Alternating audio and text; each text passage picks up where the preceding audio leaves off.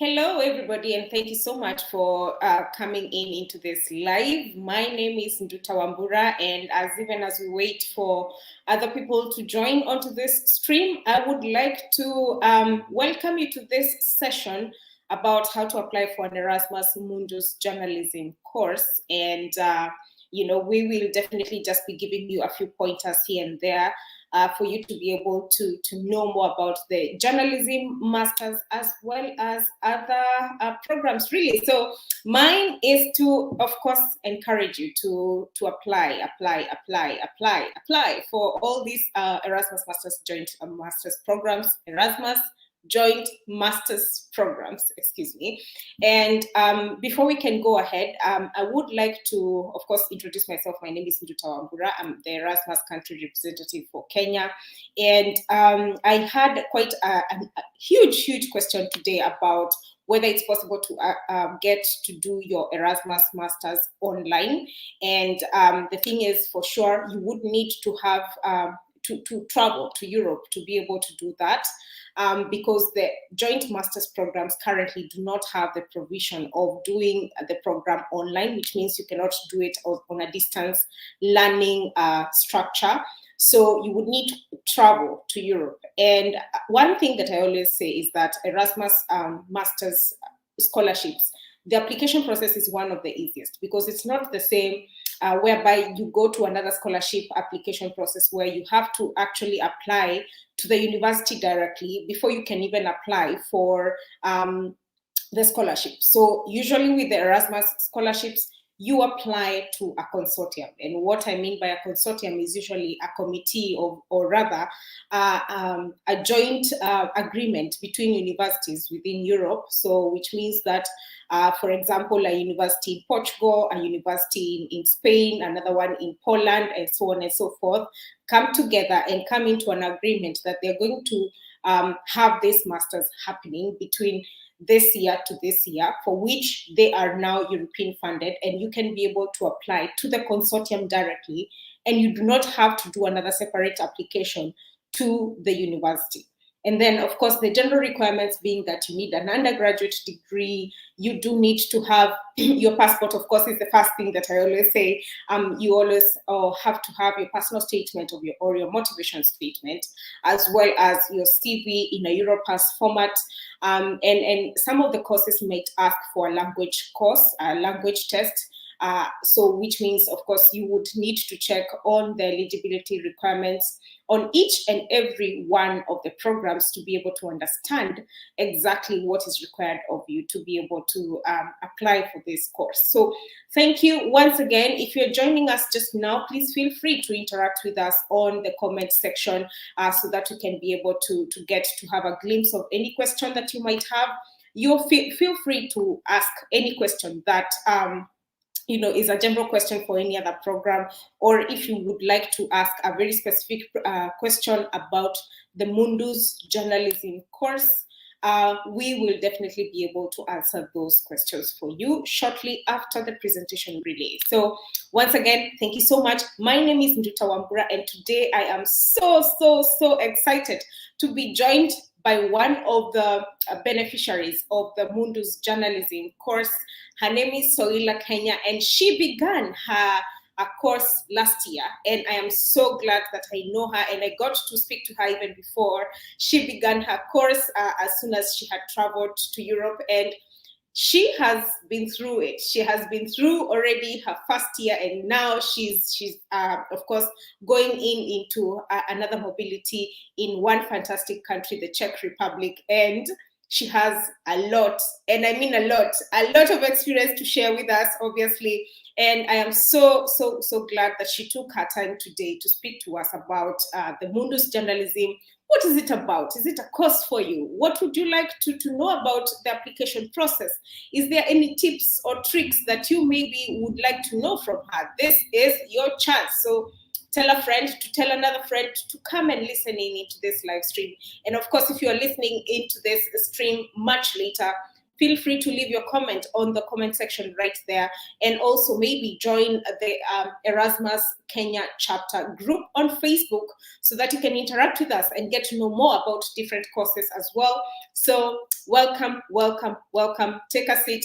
Let's cater to you today. And so without much further ado, let me welcome my great friend, Soila Kenya, who is right here with me, and she is streaming in live from Kenya. You know, it's a live stream from Kenya. She's in Kenya. I'm in Lisbon. She's traveling to Czech Republic in a few. So, you know, it's a global village, right? That's what you say, right? All right. So, Soila Kenya, welcome, welcome, welcome. How are you? Hi, thank you. That was such a nice introduction. Wow. I'm fine. I'm doing great. Yes, yes. So tell us, who are you? Why are you here? Why are you involved with Erasmus? Tell us more about yourself. So as you heard, my name is Soila Kenya. A journalist. I've been a journalist for about 5 years now. I did my undergraduate degree in Daystar University, Nairobi campus, and I graduated in 2018. I started working.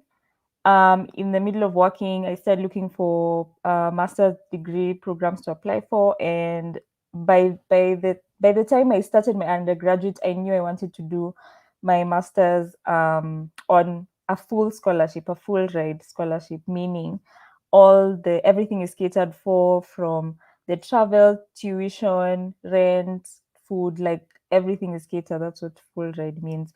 And so somewhere in the middle of my first job, I started looking for programs. And one of the ones I came across was this one, the Erasmus Mundus Journalism Scholarship, because I had met some people, some students who were in it around that time. And so that's how I found out about it. So it got onto my radar, and I applied in 2019. I didn't get in, and I got in, but not on scholarship. And then I applied in 2020, and then I got in on scholarship. And here I am. So I had my first year in Denmark. How it works is the first year is in Denmark, then the second year is either in Czech Republic, the Netherlands, or I think the UK, depending on what specialization you choose to do. So I chose the specialization that takes me to Prague in Czech Republic. So yes, as Nduta said, I've had all the experiences, the applying for visas, the COVID drama, because it's COVID times. In fact, our group was like really being hailed by our program directors because we went through it because of COVID. We were the first group to come in during COVID, and we went in during when it was a bit before the vaccines had even come out. So it was quite dramatic. But here we are, 1 year later. We've all gone to our respective specialization countries. I'm still in Kenya. I was waiting for my visa. I'll be leaving in a few days, but I've already started classes, and yeah, I'm almost starting my thesis, all those fun things. And yeah, so I also freelance. I still freelance on the side. I still do my journalism on the side. I have a booktube channel, which is a YouTube where I talk about books, and online. I'm just an internet person, is what I call myself. So you'll find me anywhere that you are on the internet. Yeah. Wow, wow, wow, wow. So you're an internet person, you're a journalist, I am. you are everywhere really. And you write, I know that you have a really fantastic blog as well. So, and you've Yeah. been picking up and telling us all these kind of things. And for sure, I just want to echo some comments already here. Soila is an inspiration for sure. Yes, yes, I agree with you. And, you know, I am so glad that you're here, honestly speaking, so that you can be able to actually speak into your program. And I must say that your program is one of the programs that has the highest number of participating countries. You have 10 countries that participate in your program. And I mean, since the inception of your consortium, which was back in 2005, I do remember this very well. Mm, And like you guys had a lot of things happening and restructuring. And, you know, yeah. this is one of the most fantastic programs. You have an opportunity to go to several countries, really. So amazing, amazing stuff. So let's get started, guys. I do see your comments already. Wanjiro Mohio, thank you so much for joining. Kimutai as well. Guys, as usual, we want to hear from you. We want this to be as interactive as possible. So Soila, now you say that you have been through it already, and like you're ready to go to the Czech Republic and go ahead and maybe finalize your second year and be able to graduate with your Erasmus Mundus journalism course. So can you tell us a little bit more?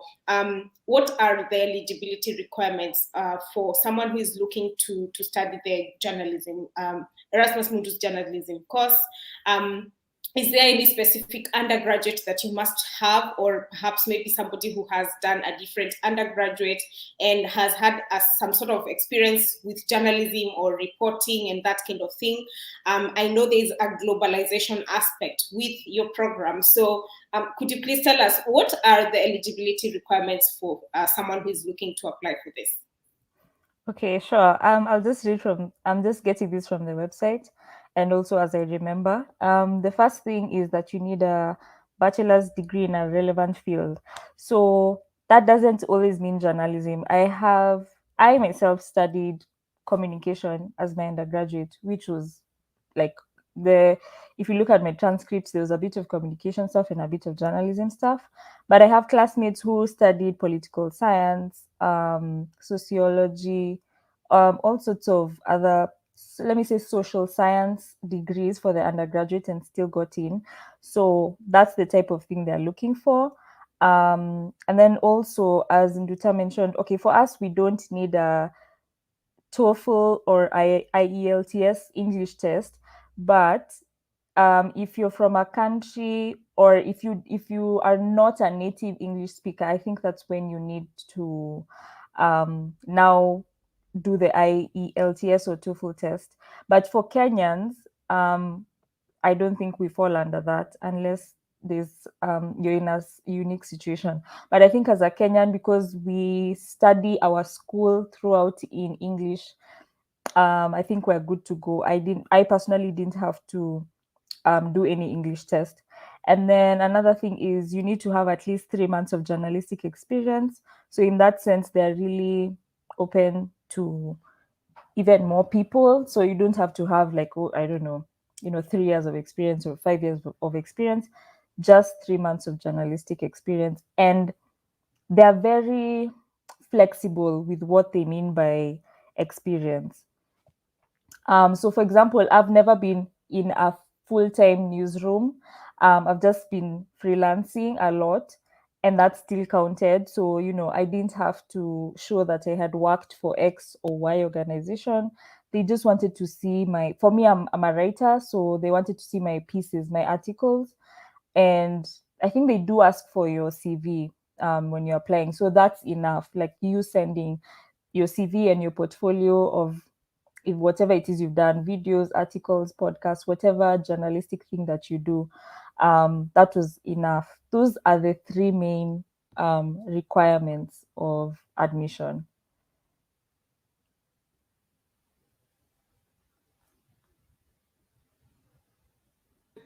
Sorry about that. So now I do believe that, your program also stipulates that in case you do not have an English test, there are some other tests that you can actually show. So, so that they can be able to look and see whether it's relevant. So once again, I would obviously want you guys to check the website of the journalism, Masters in Journalism, to be able to see what exactly they are trying to ask for. And because of the COVID times, they had also a clause where they were accepting a computer, IELTS, is it? So at some point they were accepting that. So, I mean, of course, this is something that you can check and be able to see which is the best test that you need to use for your application. And just to mention here that the application period is going to open on the 1st of November. So you're hearing this live stream at the very exact right time. So if you're very keen on applying, so you can definitely just take all the pointers that we're going to give today and begin your application as soon as the 1st of November. So you already have heard, you need to get your documents right, your first document being your passports, obviously. And then, going over to your undergraduate degree certificates. You also need to check whether you need an English test, of course, and see whether it's possible to do it between now and before the deadline closes. And again, be able to get a recommendation letter, stipulate your personal statement. What is your experience? As much as maybe you have done a different undergraduate, what is your experience that is relevant and congruent towards this master's? And then, of course, your CV, write it in the correct format. If they're asking for Europass format, definitely go ahead and structure it into that.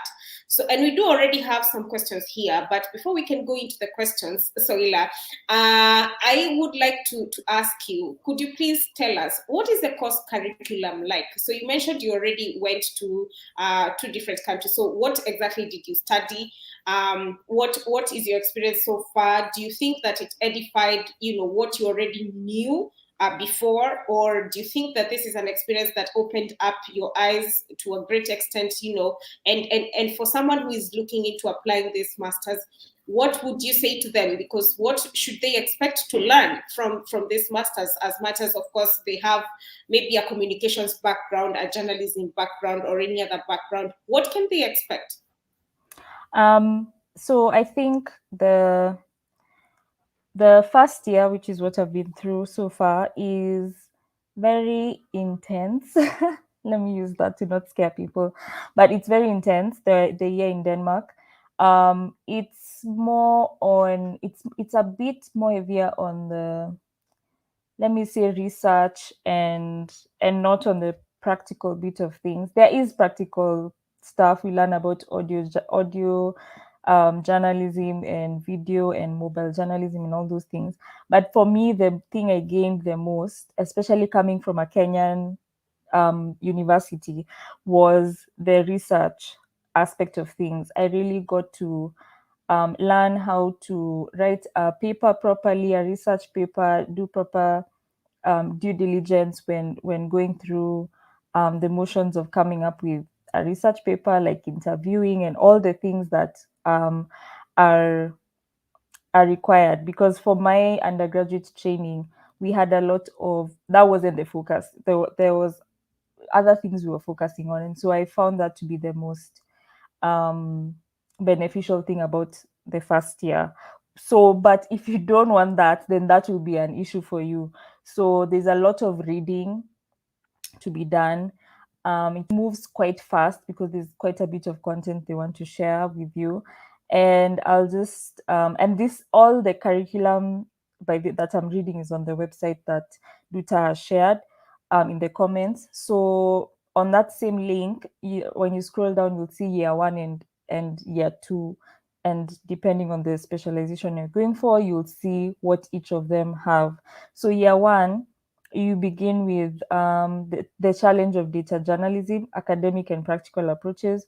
So this is a combined, you have 2 lecturers and it'll almost feel like 2 different classes, because one is the practical stuff and one is the research stuff. And I guess it starts preparing you for your thesis. So if you're someone like me who was not good at all in that area, I didn't have such a strong background with the research, this was really good, because now as I'm about to begin my thesis writing, I feel that background helped me so much. So the academic bit, you'll have quite a bit of reading, small tasks to do. Another thing about this whole program is that it's extremely group work oriented. So almost all the work you'll be handing in, it'll be group work. So that's either a good or a bad thing. For me, it was a good thing because everyone was on point.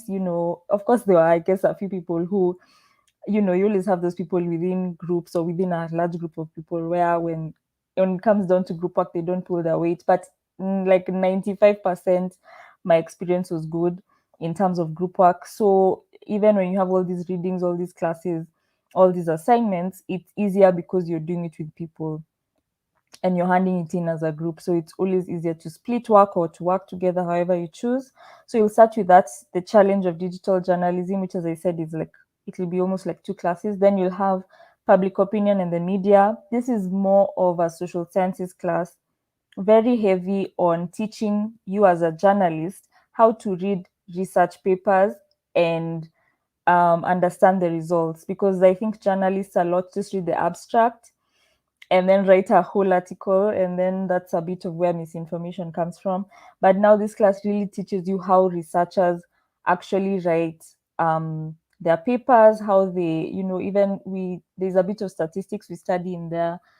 We study what is this statistics program? I think it's called SPSS. We study SPSS. We have a few teaching assistants who help us with SPSS. And so it just helps you understand how the statistics of the research papers are done, such that when you read one, you can understand up to the results page and the findings page, and actually even fact check for yourself if their calculations are right, if their levels of significance of their findings are worth anything, or they were just inflating stuff. So that was the main thing I got out of that class. And then the second semester we have journalism, media, and journalism, media, and cultural globalization. This just goes through a couple of issues within the journalism world. So one thing I want to mention is that this whole course is being taught in Europe. So there's a lot of European stuff, but they do try to bring in stuff from Asia and Africa and South America, because as per usual, when you're studying almost anything, I guess, in today's world, there's a lot of Western centricness. So I must say and tell everyone that there is you will notice an effort by the lecturers and the professors to bring in examples and readings from other countries. So this course has a few issues about journalism as it is today. And then there's the other final course is key issues facing contemporary journalism, and that one is an elective.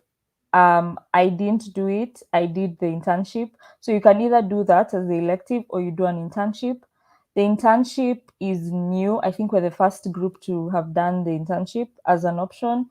So a few of us did it. For me, I found a media house here in Kenya who was allowed me to be still in Denmark as I did my internship, and I did some stuff for them while I was there, and they published it.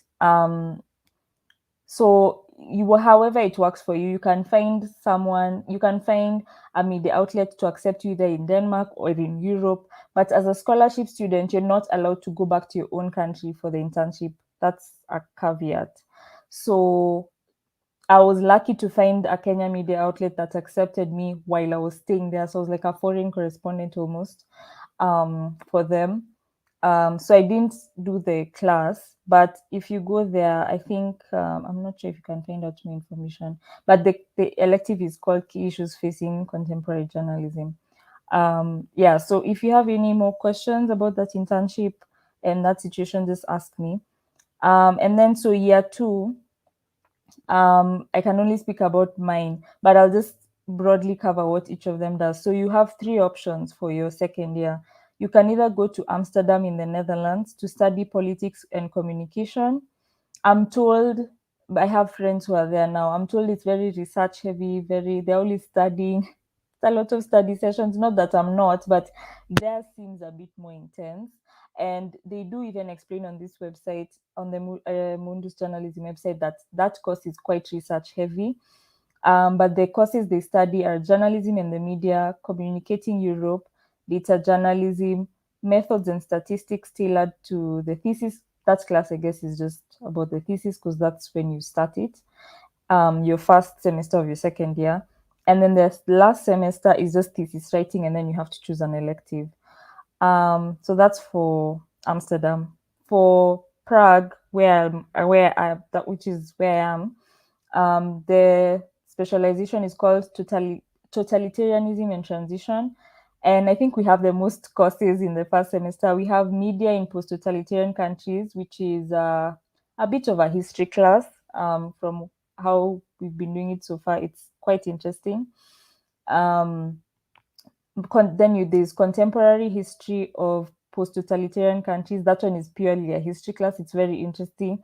I love history of anywhere, so I'm really enjoying these two history-centric classes a lot, because Central Europe is not really, has never been on my radar, so it's fresh for me and I enjoy it. However, of course, I must say, if you have no interest in Central Europe, then you shouldn't take this specialization, because you're going to be in Central Europe, so you learn a lot, and they have incorporated history of the region. So if that's going to be a problem for you, but I'd encourage you. I mean, being a journalist is about just knowing things about the world. So for me, it's a plus.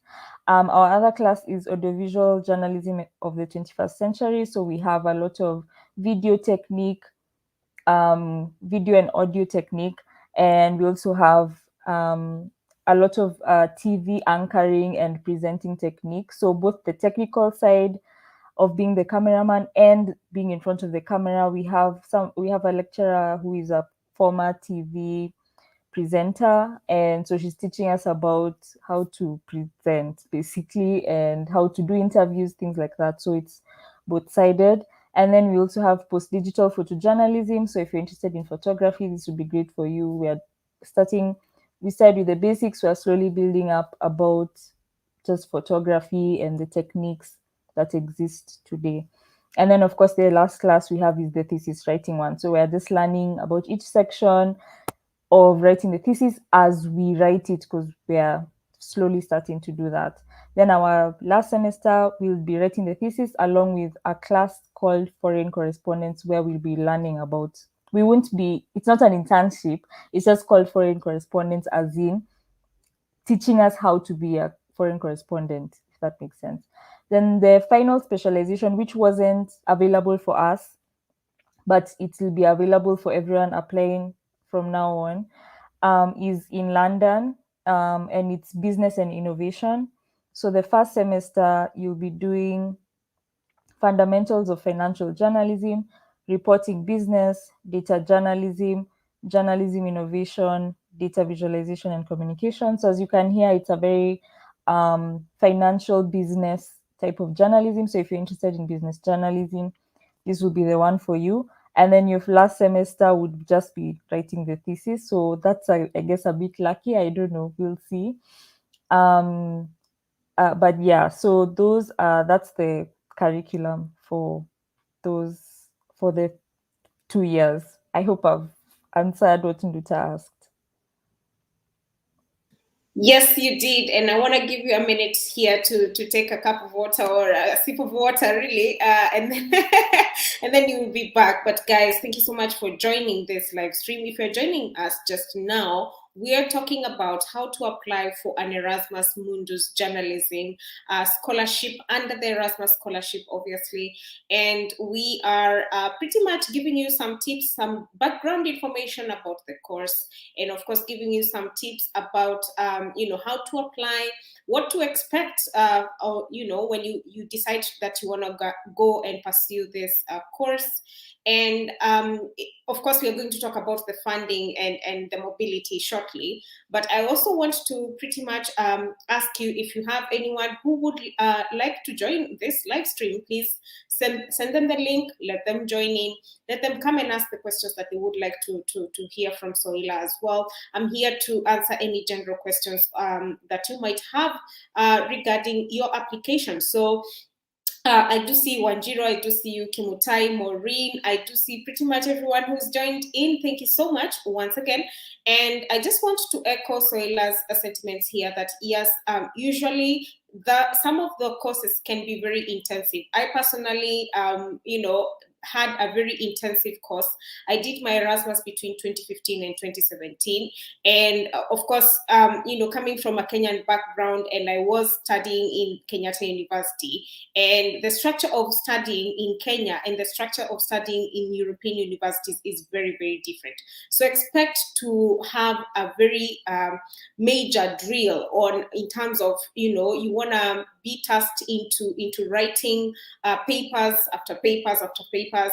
If you're not used to reading lots of journals, personally, I did a science course, so a clinical nutrition, which has lots and lots and lots of information, and it keeps changing. And so I remember during those 2 years, I wrote and wrote and wrote as if I was doing a PhD, and and I was like, this is not something that I was used to doing in Kenya. So expect to have a very, very, very different drill from what we have in Kenya, for sure. But it is very much worth it, because again, it opens you up into very different ways of grasping concepts in your own field. So whether it's nutrition, whether it's journalism, whether it's any other course that you will find, you definitely will be able to get a very, very, very good drill and be able to understand exactly what your course entails in a very different light. And of course, having a very intercultural community in the classroom,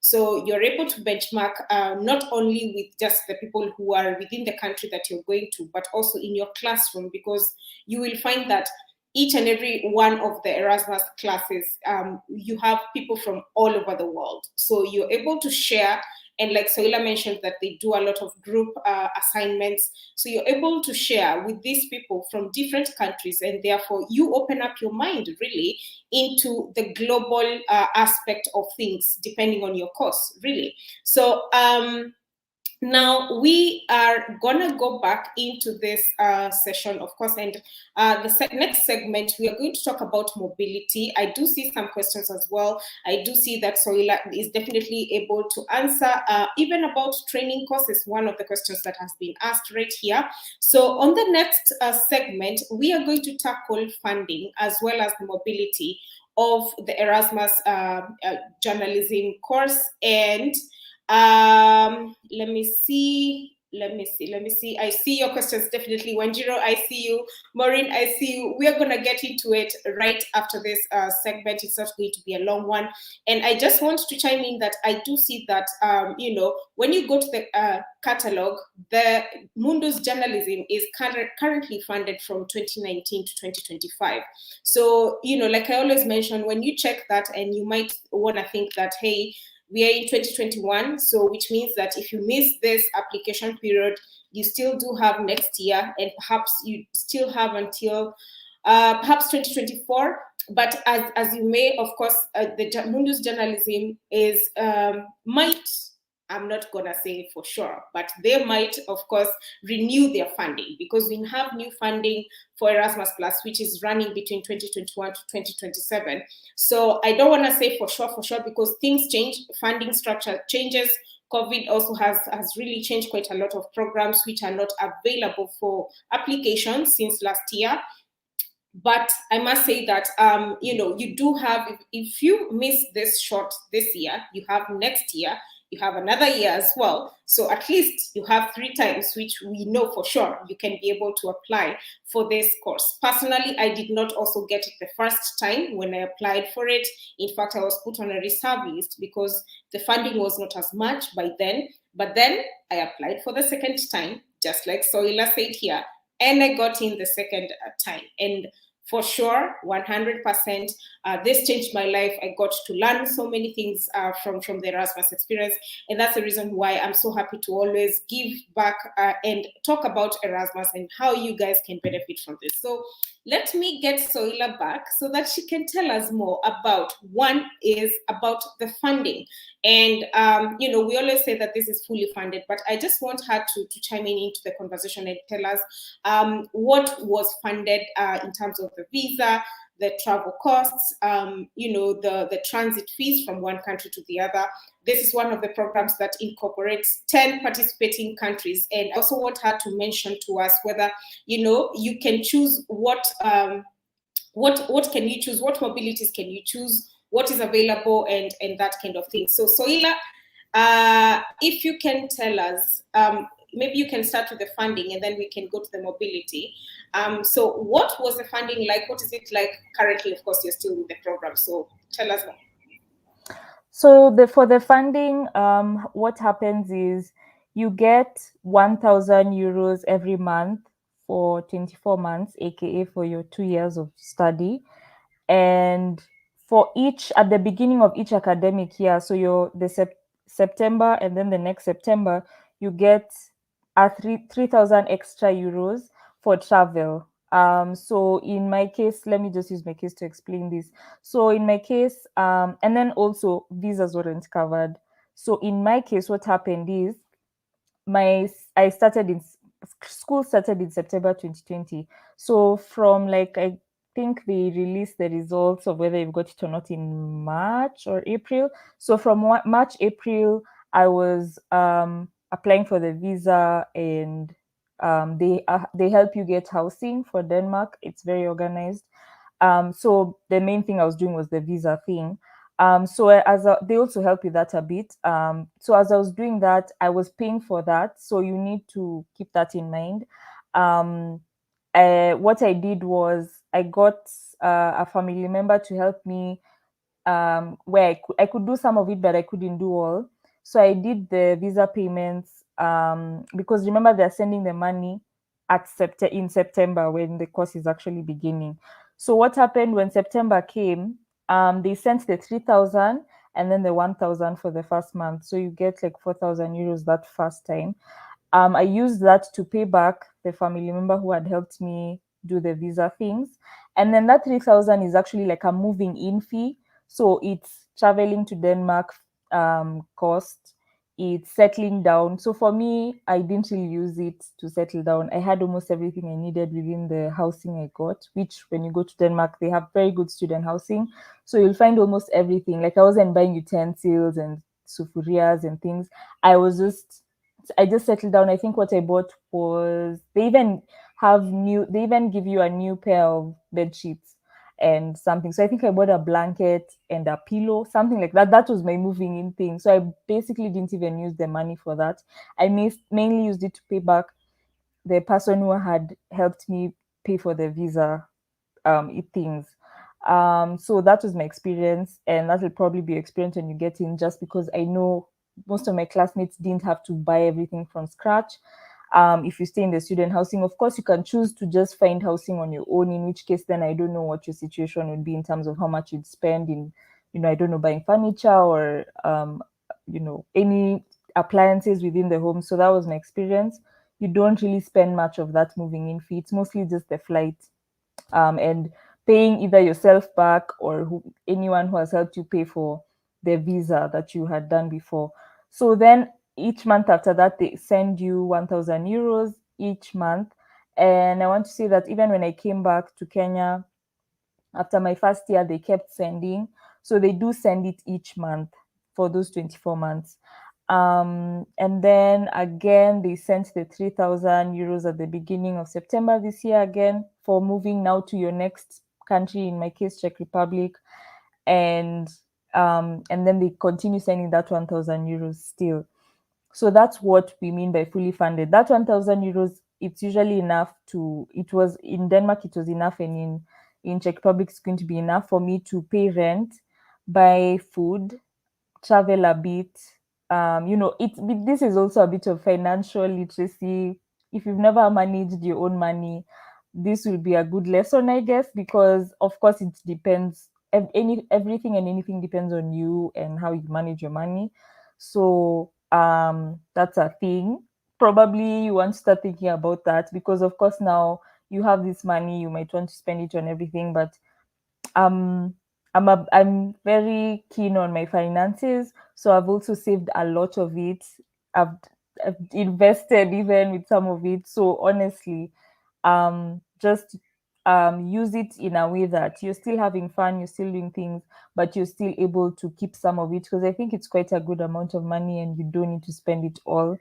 And traveling within Europe is cheap. So even that movement, you see, oh, like Nduta, I don't know that you're still in Paris. Nduta was in Paris. You would be able to do those things, going here and there, but it's cheap. And so therefore you should not splurge absolutely everything. I do strongly believe you can spend a lot of it. You can save a lot of it actually. But it's definitely enough to live on for sure. Yeah. And then I think Absolutely. Yes, yes. yeah. Sorry about that. I just wanted to echo your sentiments that yes, it's usually enough because most people ask, is 1,000 euros enough to stay in Europe? And you tend to think that, oh, you have the mind that maybe it's a Nairobi mind where you need a house, and then you're thinking it's Europe, so of course it's more expensive, which is actually true. And then food, and you have transport, you have all these kind of things. Maybe you still need to support your family at home, etc. So yes, the 1,000 euros is usually enough. Of course, you would need to go into a class of money management, like Soila said here. So you want to ensure that depending on the city that you're going to, because different European cities have different cost of living and cost of housing, cost of food, etc. varies from one country to the other. So you want to be very smart with your money. You want to, of course, save up, ensure that the next country that you're going to, you're not going to be breaking your your back and wondering what Yeah. are you going to do. So yes, yes, yes. I want to echo your And I sentiment. want to add, apparently they say the second year is always more expensive. Though for me going to Prague, that may be the opposite. I'm not sure yet. But I remember even when I was joining, as I mentioned a bit earlier in the live stream, I got friends from this program before I myself joined. So I had people to ask things. And I remember a lot of them were saying, and I think it was even written in the guidebook that they send you, always your first year you should save, like you shouldn't go crazy because for most of everyone, the people going to especially Amsterdam and London, it's more expensive than your first year. So if you're able to do a bit of saving in that first year, you'll be a bit better off going into your second year. So that's something to keep in mind. London for sure is quite expensive, and I guess Amsterdam as well, but yeah, be aware of that also. Yes, that's very true. So, and of course, moving forward, it's good to let people know that perhaps the UK might drop off because the UK is not going to participate in Erasmus moving forward. But those courses which have already been funded will keep going until that funding is over, and then things might become a bit easier because going to the UK, then you need all these types of costs. There's a health surcharge that you have to pay sometimes, which is £2,500. And due to COVID, we also had things to do with quarantine fees, which was also a very high amount of money to pay. The transport in London is again a bit crazy, and the housing, not to mention the food, etc. Because Brexit has quite a lot of issues that it has brought. But yes, I do echo your sentiments. Save up, be smart with your money. So speak about the mobility. We have 10 countries, 10 participating countries right here. So can someone choose, or do you have different types of mobilities, depending on what you want to study, of course? How does that go about? So you'll have two main mobilities. The first year is Denmark for everyone. The second year is either Czech Republic, London, or the Netherlands. But the 10 countries that Duta is talking about is in your first year in Denmark, your second semester, if you apply and get accepted again, once you're in the program, you can get accepted to go do your second semester abroad. It's like abroad times two. So I know in our group it wasn't possible because of COVID, but there's someone who I think did online classes in Berkeley. But I'll just read the other universities that are available for this second semester abroad thing. So there's Berkeley University of California in USA. By the all these things I'm saying are on the website. So if there's anything you want to check, you can just go to their website that Induta has linked in the comments. The first university is Berkeley University of California in USA. Then there's Pontificia Universidad Católica de Chile in Chile. There is University of Technology Sydney in Australia, Fudan University in Shanghai, China, University of Cape Town in South Africa, Lebanese American University in Lebanon, and University of Hamburg in Germany. So that second semester thing is for your first year, where once you're in the program, they'll help you, they'll send you an email, they'll be like, okay, guys, for those interested in applying, apply. However, as scholarship students, we were not allowed to apply for this again. It's usually for students who get in and they are covering their own costs. So that's something to think about. If you're getting the larger scholarship, you won't get this one. You won't even be allowed to apply. So that's just asterisk on that, which I didn't know until we were in. But it was fine for me. I enjoyed Denmark, so it was fine. But that's something to think of. We have all those participating universities. As I said, we didn't get to do much with it because of COVID, but it exists.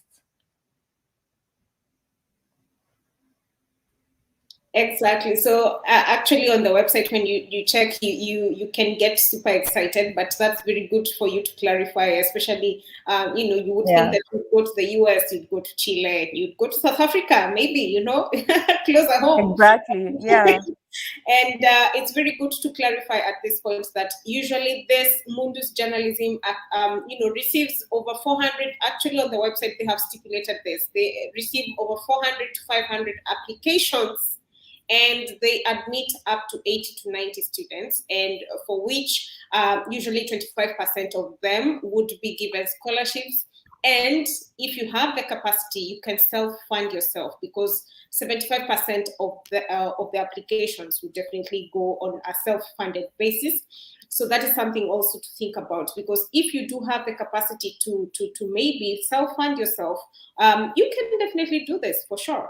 So I see that we've been talking for 45 minutes here, so I want to go into the questions so that we can have, a glimpse of what you guys want to know about, and we are going to answer all the questions. So please feel free to ask them. I do see quite a number of them, so we'll start with the first one from Wanjiro Mohio, who says, "Hi, let me ask you: when you reapply, what tips can you give to boost your application to improve your chances?" So in this case, I think Wanjiro had attempted to apply the first time, and so she wants to know, when you reapply, what tips can you give to boost your application? So Ila, perhaps you can go and ahead and tell us a few tips. Yeah. So for me, I always ask. So when I got the email that I had been accepted into the program, but on a self-funded basis, I just asked, "Hi, I won't be able to self-fund myself, but I want to apply again. I want to try again next year. What do you suggest?" And I was told to, when I'm sent, because as I said, part of the application is they ask for your CV. They told me attach a letter that sort of explains how you've grown in that 1 year. So, have you attended a conference as a speaker? Have you volunteered somewhere and done a bit more journalism? Have you learned a new type of journalism? Any small thing that you've done that can show. Think of them now at this stage as an employer. Like, what would an employer think would be interesting on a CV that has improved from your 1 year? So at this stage when you're asking, and the stage when you'll be applying again, how have you grown in your journalism, whatever that means, because journalism is quite broad. Even communications, things that you've done could actually even be added in as part of how you've grown. So that's what I was told. That's what I did. I guess it worked because I got accepted. But always ask. I think this is also just a life lesson. In these things, it's not always a robot behind the email. It works sometimes when you do ask. So at least just try. So for me, I asked, and that's what I was told. I was just told, just add a letter, um, attach a letter somewhere that just explains, you've applied for this before. This is how you've grown within the 1 year. Yes, for sure. And I also must say the same, because I also had to apply the second time, because the thing is, for me, it was a different case, because they had, a shortfall of the funding within the timing that, I wanted to actually come in and begin my studies. But usually they would also say, please check your personal statement, which is also the same thing that Soila is mentioning here, that be very clear. You know, the way sometimes in Kenya we tend to just, you just put some words out there just because you're thinking it's a robot who is going to read this CV. So you just want to put the keywords that resonate with the job description and not necessarily exactly tell your experience exactly how it is, you know. So one thing is that is for sure that I noticed is the European way of doing things is very different. So there's going to be a person who goes through your application, really, like a real person, yeah, and they will check and see this person has this type of experience and this type of experience. Is this relevant towards this course? And one thing that I always say is that what you write on your personal statement or your motivation statement is on a piece of paper, you're trying to introduce yourself to someone who has never met you, who has never seen you, who is just going through your application. And if it does not catch his or her eye, then of course they're going to put it aside and they'll be like, okay, this one does not even meet the criteria. Perhaps even you have written a whole composition of your personal statement. They have asked for 300 words, but you thought, oh my God, I need to tell everything about myself. So I will write 1,000 words, and somebody's just going to look at it and be like, okay, this one does not even follow instructions, simple instructions. So it's usually stick to the point, stick to the exact point in terms of your experience, any volunteer experience you have had, any work experience, any interests that you have had. Make sure that they are congruent with the course, because you might have had a load of experiences, right? But not all of them actually, are relevant towards this application, right? So you have to stipulate them and be very clear. Don't use flowery language. Again, don't maybe you're in Nyeri, you want to go to Nairobi, but you first go to north of Kenya and then back to Nairobi. Does not make sense, right? So be straight to the point. So as I say here, usually the personal statement, your motivation statement is really, really important. Your recommendation letters as well. And this is something that you can prepare ahead of time.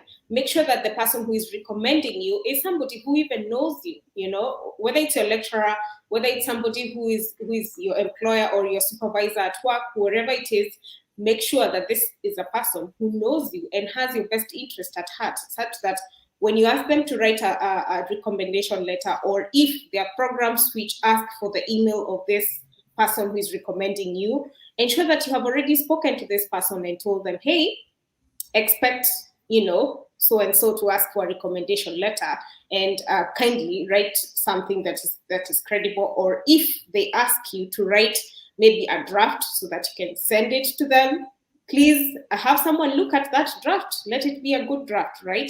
So I will go to the next question here. Wanjiro, we hope we have answered your question for sure. So Kimutai says, I personally prefer training courses instead of master's programs. So does Soila know any journalism or documentary training programs that I can apply for? I'm sure, Soila, you do know quite a number of them. Yeah, so there's one main one that I use because it's quite legit, and they're always having new courses to learn, and they're always courses that are very relevant to the journalism environment that we're in. So like when data journalism came in, they had lots of those. Right now they have a lot of stuff about newsletters, because newsletters are back in, especially for journalists, so they're always on point. And they're called journalismcourses.org. If you search journalismcourses.org, courses is COURSES.org, you'll find their courses, and most of them are free to do. They just recently introduced paid ones, but most of them are free to do. If you sign up for their email newsletter, you'll always be the first to know when a new one is coming up. And they're usually free form, so they run from a certain date to a certain date, but within those dates you can do it at your pace. So if you feel there's a week you have a lot that is going on and you can't really attend and do the assignments of that week, you can always just go back and do them, because everything is documented. The course is already once you sign in, it's already all there, and you can interact with everyone else who's in the class. It's also usually classes that are from all over the world. So when you'll see how the instructors are really good at helping you interact with each other and share your work and share whatever assignments you're doing. So I think journalism courses has worked out for me. Once I found them, I feel like I didn't even bother looking for others because they are just so good, and they're always consistent with putting out new courses to be done. So that's what I would recommend for just training courses that you can take anytime and you don't need to sign up. It's all online. Some of the, as you go through the curriculum, there's video to be watched, and yeah, some stuff to read sometimes and assignments, and it's just according to your time freedom. Already. So I do hope, Kimutai, that you've gotten an answer from that. So perhaps, of course, you can always chat with Soila even much later, just in case you need any clarification. I do believe that Soila is available for you. She says she's an internet person. So Yeah, if you're on Twitter, if you're yeah. anywhere, just my website is soilakenya.com. So you'll find all my social, you'll find even my email on there. So just contact me if you have any questions. Absolutely, absolutely. So Maureen asks here, Soila mentioned about a 3 months of journalistic experience as a requirement. Could you expound on that in terms of the content to send videos and articles, or exactly what, the 3 months journalistic experience means? Yeah, so as I mentioned before, at some point, journalism is a lot of things. And so for me, as I said, I'm a writer, so I sent in articles. I can't remember how many they asked, how many samples, but I know they asked for samples of your work. And so I can't remember how many I sent in, maybe 3 articles or something like this. But it's video, audio, if you do podcasts, if you do stuff on YouTube, wherever you've been published and you've done something journalistic, that's all that is required. So and they expound on this on their website, which I shall try and read from.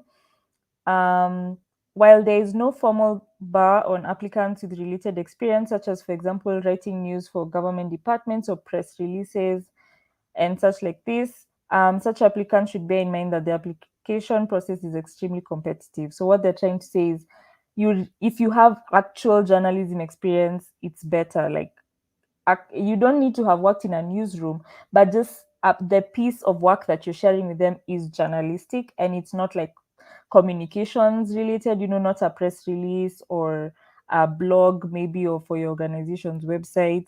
It's actual journalism. That's that is what helps you get in, because they're trying to hint that it's very competitive, and the more on point the work you send in is, the better for you. And remember, it's just 3 months, so it's not a really long time of you having to have done anything specific. And then applicants with more conventional journalistic experience may therefore be offered places ahead of those who lack it. So I have a classmate who told me that she applied immediately she finished her undergraduate. I think the same year she finished her undergraduate, she got in self-funded but was denied the scholarship. And she also asked, and she was told, it's the journalism experience that you're missing. And so she worked for a couple of years, like 2 or 3. For her, she chose to just work for her. She found a good thing that she enjoyed, and she chose to work for longer. But that just shows you how what they mean by journalistic experience. So the more you're able to get something that is solid, in terms of no one can question that, is this PR or is this journalism, or is this, it's actual journalistic work, not news, just journalism. If you're a journalist, you know all the different types that exist. That's what will actually help you. um, so they also add, since the consortium will evaluate your application as a whole, we cannot answer questions regarding the sufficiency of your specific experience beforehand. Basically, they're saying, just be on point.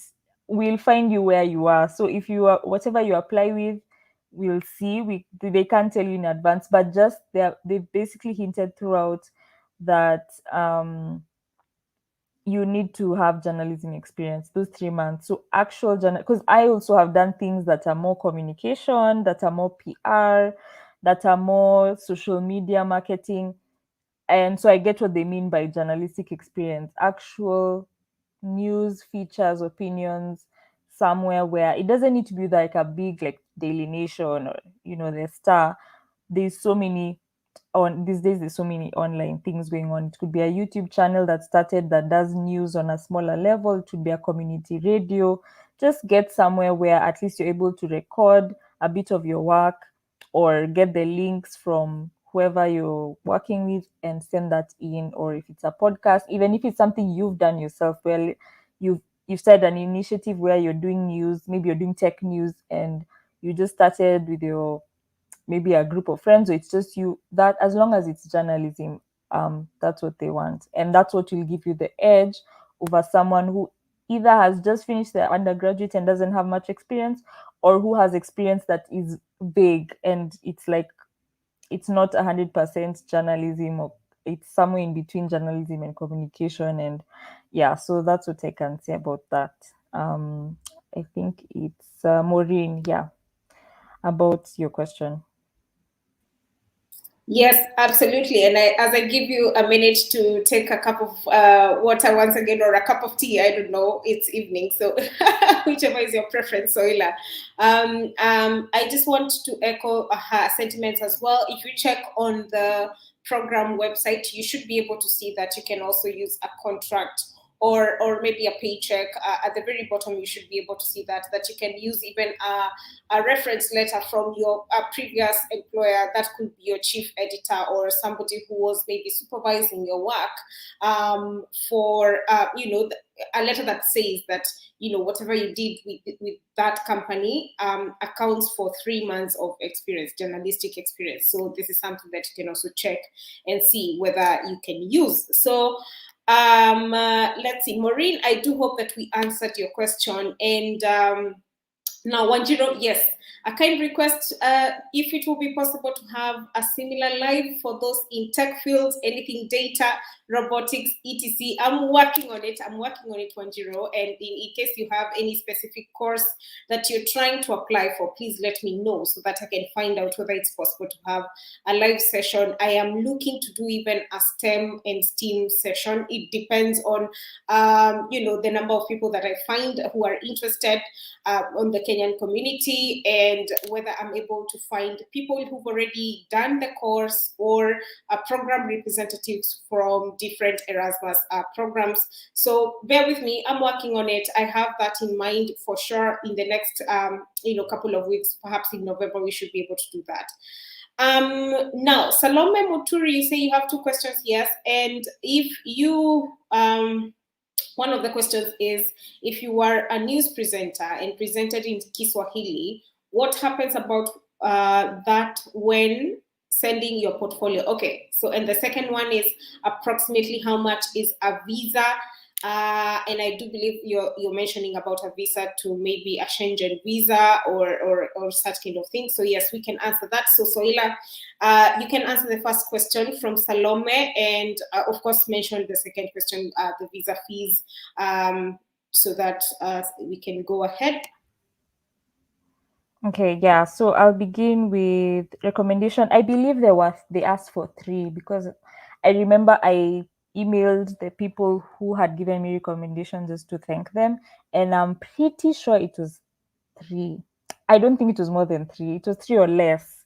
So I'm not sure exactly, but I just say start, if you're working, if you're in school especially, it's always good to have one of them be a recommendation from your undergraduate lecturers, or someone just within your undergraduate who worked with you in some way. So a lecturer who taught you, a lecturer who maybe you did a project with, or who just knows you. So for me, I was lucky enough to, even though by the time I was applying, I had finished school, at least I had a bit of like one lecturer who I was close with enough to ask and who knew me. But it's good to have one from your employer, as Duta mentioned. Even when you're justifying your 3 months of journalistic experience, that same person can be your recommendation. So someone who's worked with you in the relevant things that you're doing. So you're applying for a master's in journalism.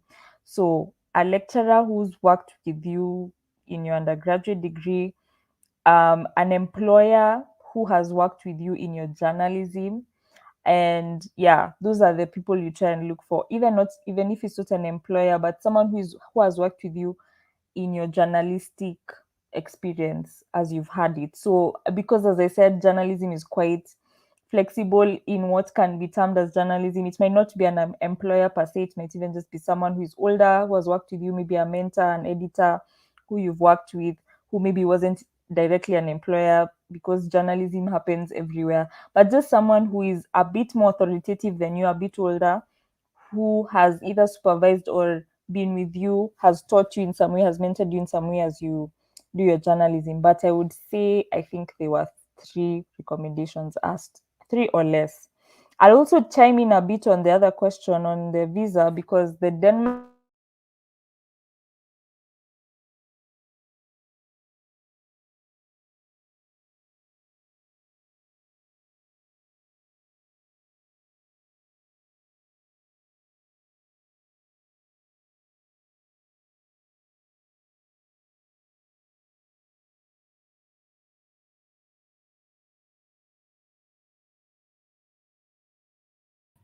Sorry about that. I think we lost Soila for a minute there. So I hope she is going to join us in a bit.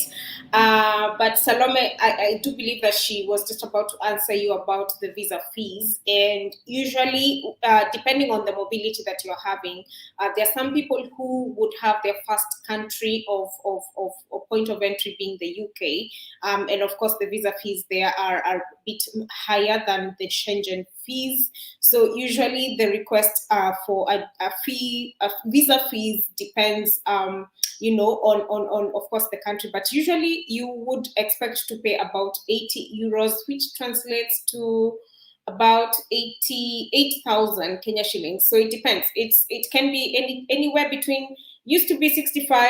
Some countries actually just ask for 65 euros, others 80 euros. I've found it a bit different, especially for we've had students coming here in Portugal, and their fees were a bit different because they had to send their documents to Maputo. So also depends on whether we have an embassy in Kenya for that particular country that you're coming into, and we also had some people having to travel to Egypt. Some students who were going to Estonia, and they had to travel to Egypt. To get their visa done. So there's also that cost of traveling and all that kind of thing. So it really depends, of course, on the first country that is going to be your first point of entry. Again, the UK is like I said, is very different in terms of the cost of the visa fees, and that really varies. But you can think from as low as maybe 60 euros, maybe 6,500 Kenya shillings, all the way to maybe 15,000 Kenya shillings, depending on whether you're going to the UK, and the pounds will have a very different rate for you. So, Soila, welcome back. Tech issues, I'm sure. Yes. But yeah, I definitely agree. For me, in Denmark, for example, as Nita said, the country where you enter first determines a lot. Denmark was quite expensive, but it was not less than 70,000 Kenya shillings, if not up to 100,000, just for visa fees, which is why I needed help in paying. But as I said, the money I was sent later on actually helped offset that. So, but you need to have money before, which is something you need to note. They don't send the money until September starts, of which you need to have done your visa before that, because September you should be in the country. So it was not less than 70,000, about maybe up to 100,000. And that was even, I also had my classmates experience. Of course, some people who are from the EU themselves, they pretty much didn't have any extra costs because they don't need a visa. But for us as Kenyans, especially if you're going to this Mundus journalism program and therefore your first country is Denmark, it's quite steep.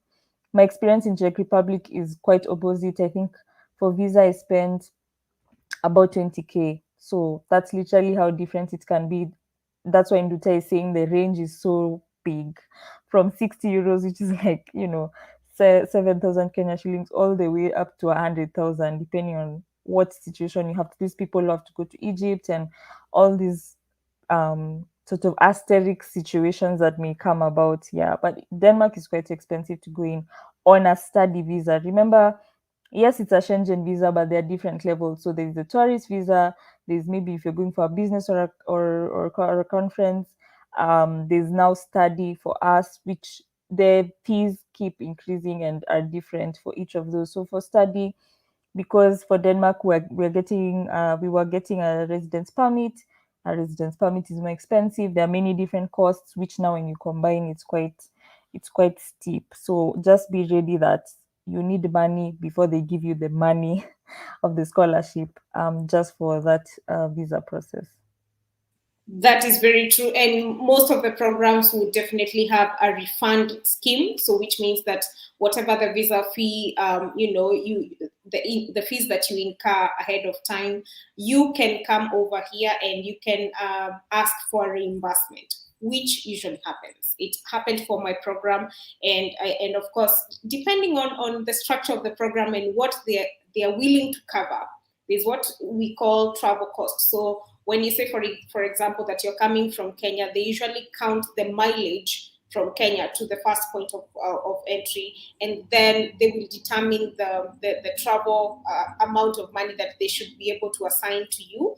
And if it goes beyond, sometimes they might tell you that, hey, this we are only going to cover up to this percentage. But let me tell you for sure, as much as they might say that sometimes they might not cover all of it, it's worth it. The whole process is definitely worth it. And I know that some people have asked this question before about the visa. Can it be more streamlined? Can it be more easier for people to actually get the visas and all that kind of thing? This is something that we are working very closely with the EU in Kenya to ensure that any student who actually gets a successful application, we are able to assist with the different embassies so that you don't have to wait for so long and it's not a stringent process. So we are hoping that as we move forward, as we increase our numbers, because our numbers are still very low, as we increase our numbers, we are able to also streamline the visa application process and that kind of thing. But you can expect a varying range of fees, of course, again, depending on the first point of entry. And Salome, that you actually asked another question that is very, very crucial that I actually had answered before, but I'm going to answer it once again. So do you apply for the school first, then the scholarship, or vice versa? So with Erasmus, it's a very, very different application process.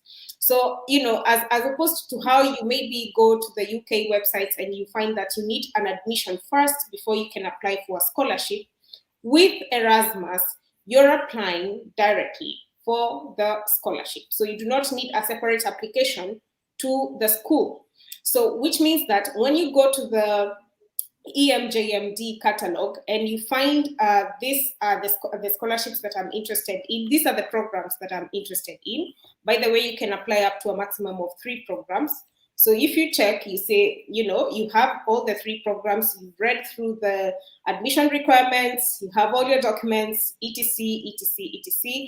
Then you apply, you're applying to the consortium. When you click on apply, you're applying to the consortium. What's the consortium? The consortium is, in layman terms, a committee or an agreement between different universities which have come together and say that, hey, we are going to make happen the Mundus journalism, or we are going to make happen global, global local markets, whatever the scholarship is on that catalog. And then when you are applying, you're applying directly to the consortium. And the consortium is the one that's going to review your application and see whether it's relevant. And then if it is a successful application, they will send it over to the different universities that are participating and the different universities that you have chosen for your mobility, if at all you are choosing the mobility, because some programs will have a set mobility, which means that all of you will go first semester to this country, and then all of you again will go second semester to this country. You cannot change, and so on and so forth. So you're applying to the consortium. So you do not need to apply separately to the university. I hope that is very clear, because usually with Erasmus, it's a very different structure of doing things. And it's quite easy because everything you will do it on the website. It's not like maybe like the Commonwealth website, application, or the DAAD in Germany, where you have to also send a physical application to the maybe office, or maybe you need to go to a nomination office, and that kind of thing that happens. So it's very, very different. Salome, I do hope that that is very clear. And we have Wanjiro saying, thank you so much. Yes, it's appreciated. Thank you so much for staying. Has there been a situation where one has been denied a visa regardless of winning the scholarship? I haven't heard of any. I have heard of delays with the visa for sure. Yes, that has happened. You know, and of course, being very recently, we had a very big delay of a visa, which I had to come in, and we had to talk to the ambassador of that country to ensure that she can come in and see what can be done. But we had, like, it was a 3-month delay, which is acceptable because it was a COVID thing and issues and paperwork and all that kind of thing. But there has been no one who has been denied a visa, because this is a European Union thing. So it's not that you're just coming in here for your own things. You're coming to study, and this is usually what we call a bilateral agreement between the European Union and different countries, different African countries, pretty much all over the globe. So because the European Union presence is global. So the European Union in Kenya has, of course, agreements with all the 27 member states within the European continent, so for which they are the ones funding this program. So they want you to come over. So there's no way they can come in and say, hey, we are denying this visa, because it's something that is already streamlined. So that has never happened. Delays have been there, of course, structures, COVID, etc., all these kind of things, they do happen for sure. But as much as you might be delayed, you have the opportunity to ask your consortium to, hey, can I begin my semester online? Which is something that has happened with some students who are coming in this year, which is something that Soila is already doing. She's already in her semester in Kenya and doing it online. So that usually can happen when you have that provision. And moving forward, Erasmus Plus is looking to do some more digital courses and that kind of thing. But of course, they will not be within the EMJD. In fact, EMJD is going to change into EMJM only. The D is going to drop off very soon due to the different structure of funding. But the structure for the masters is still the same. You would need to be present here, but we might have the provision of other different courses which are digital, for which you can study maybe when you're still in Kenya. And we're also going to have lots of staff mobility that has already been happening. We've seen some partnerships happening already. I know of one that just happened the other day. We signed in with Mary University and a university in Italy, which means that more students and staff may be able to come in and benchmark and study in that university. So all these kind of things are happening. And so the European Union is aware of the Erasmus Plus and is aware that their students who are successful, is aware that they need visas, and is aware of these kind of things. It's not like there's a void or something, you know. So I do hope I answered you. So has there been a situation when one, let me see, or is the same question? Okay. Let me see. Yeah, so I think we have covered all the bases. So unless you have another question, whoever is listening right now, please let us know. But I would like Soila to give us some closing remarks. Somebody who is watching this much later and is wondering, so Erasmus, so it's not a far-fetched idea, okay? You know how Kenyans think, you know? Just yes. Yes, it's not like, you know, I'm from the village. I don't think I equate to being, you know, to your level and that kind of thing. I tell people that I am from the village. I'm from Yeri, Mokorele, to be specific. And I am here. I went through the program. I have been living, I'm very privileged to be living in the European continent. And like, it's possible. You know, it is very much possible. So do not feel as if this is a far-fetched opportunity for you. So could you please tell us and chime in into that? That is something that I always get. Is this a legit opportunity? Are you sure that, you know, it's a legit opportunity? Can you say something into that? Yeah. Yeah, so actually this is a topic I'm really like passionate about, and as Nduta mentioned earlier in the stream, I have a blog on soilakenya.com where that's all I talk about, applying for opportunities, because I realize Kenyans have this mentality bred from here in Kenya where you have to know someone. So it's like either an uncle, a friend of a friend, your mom knows someone there for you to get into things, jobs, schools, what have you. And so that's not how the rest of the world works. And so you might, because we're here in Kenya, you might think that's how it is everywhere, but it's not. And I just had access to the same internet, and I found a couple of programs and I applied for them. And this is the one that worked out. And I must say that, and Dutta has mentioned this is a very good program to apply for because it's not complicated. At the time I applied for it, I applied for two or three other graduate programs, and though in those ones you have to apply for the scholarship and the school. So each of them required two applications, and it's all very intense. Just one, and but you have to do it two times. They are both asking slightly different things because one is a scholarship and one is you entering the school. But you can imagine it's tedious as compared to Erasmus, where it's just one application and that's it. And I must also say, for those interested in journalism, it's in terms of even just the different Erasmus programs that exist. Of course, the programs depend on your specialty, which you can't help. But for those of us doing journalism, it's way easier because I have a friend who applied where she had to do the English test. I don't know if it was the TOEFL or IELTS. She's Kenyan as well, so technically she's been speaking English and learning in English, which is what they look for, learning in English her whole life, but she had to still take the test. So I must say there's no interview. I think also some of them have interviews. I'm not sure Nduta can tell us.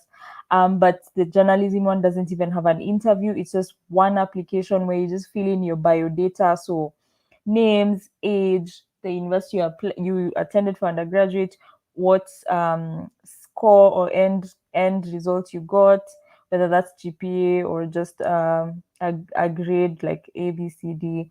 And then they ask the essay questions, which some universities ask for 500. Like they ask three questions, and each of them they want 500 words. These ones were just like 300 or 250 words that they required, and they were just three questions. That is way little words, especially if you're a journalist and you're used to explaining things. It's way easier.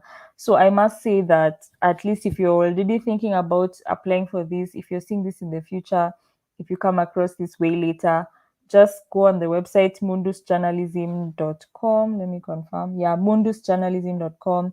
It's in the comments. Luta put it. Just go. They have all the information there, including some of the things that were being asked in the comments. So they actually do answer. I think they even have, those people who like asking questions. So I think they do have a contact on the website. You can ask questions. I know the people who are behind those contacts, they're very friendly people.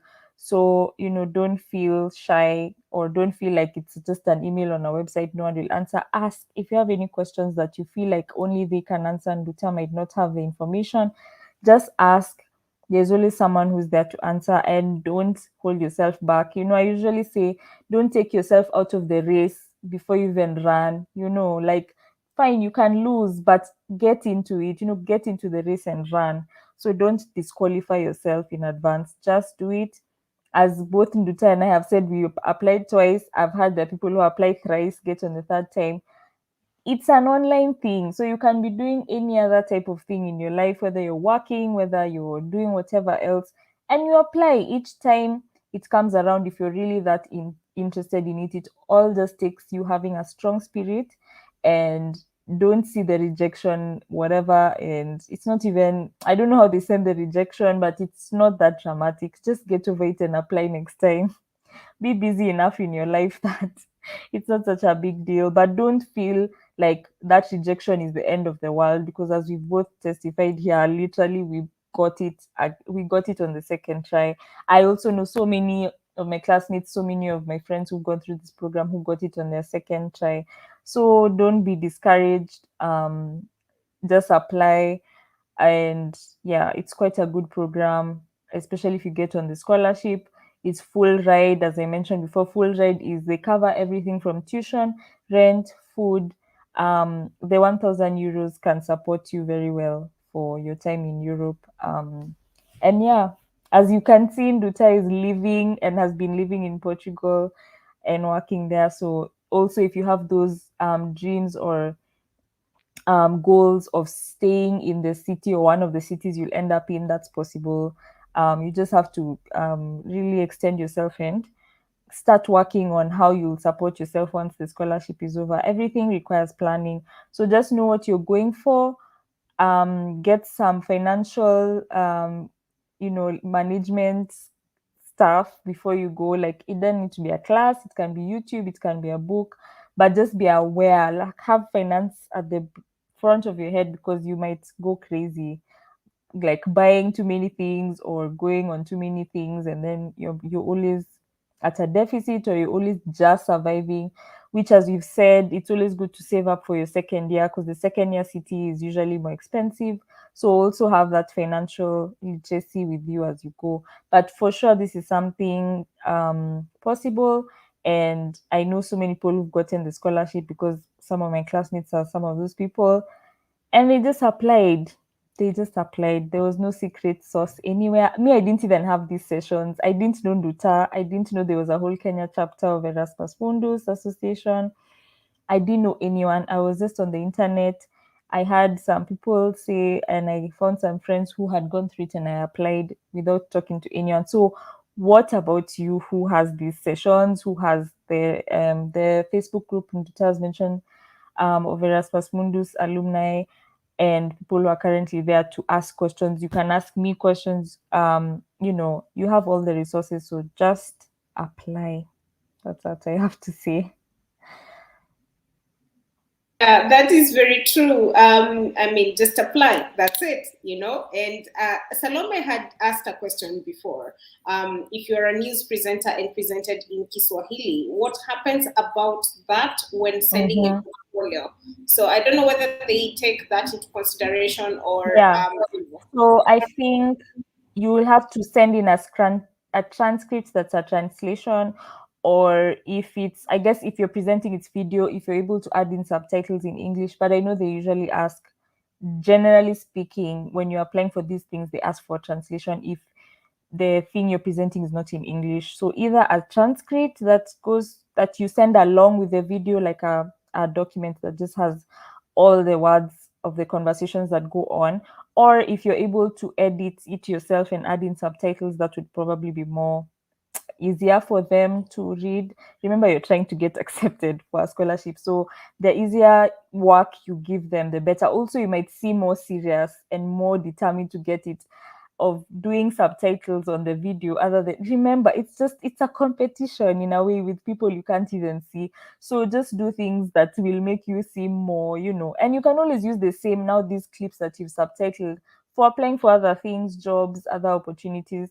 So that's what I would say. But I know they do ask for at least a translation in one way or another of, but it definitely counts. The Kiswahili news that you presented counts as journalism experience.